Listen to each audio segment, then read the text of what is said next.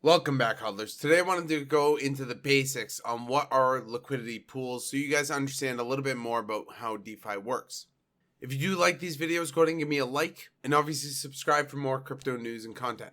So just as a brief overview, liquidity pools are actually smart contract pools of funds essentially from different cryptos that people use to trade with in an automated moneymaker. So this is like a decentralized exchange similar to Uniswap, SushiSwap, Pancake, Polkaswap, anything like that. But it's not the same as an order book exchange, which either could be centralized or decentralized. But most order book exchanges that people are most comfortable with are centralized, just like Binance. But what these smart contracts do is they're almost like a borrow and lend protocol. So you're lending out this token into the system and you're earning a reward based on how often it's traded, how much liquidity is in the system, and if there are any additional rewards for providing liquidity on that system. So you might see decentralized exchanges oftentimes give a great APY because they're just setting up their system. So they want to distribute the tokens to the initial users of the system. Now, decentralized finance isn't only about liquidity pools, but this is just one aspect of DeFi. And liquidity pools are basically the backbone of any decentralized exchange. So exchanges like Uniswap are completely user-funded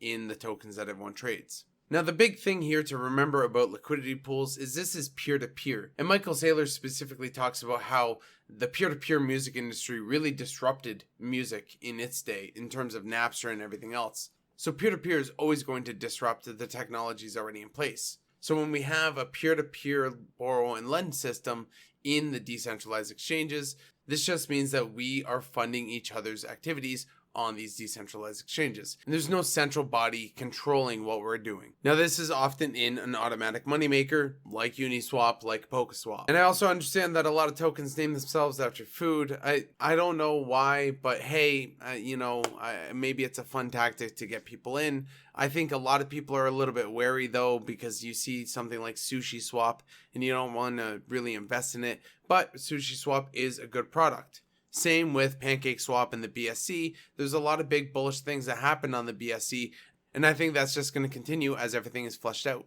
So using liquidity pools are basically augmenting and earning more on your crypto that you're providing into these pools. Now, I want to be clear that most of my portfolio is off of decentralized exchanges and actually in cold wallets or on centralized yield providers. So like Celsius, Kraken, that kind of thing. But a very small amount of my portfolio is on PancakeSwap, Polkaswap, and DFYN. I do plan to expand to have more decentralized exchanges in this portfolio, but right now I'm just starting small and just funding it like I'm funding my hodl bag. So I try to keep everything a little bit separate.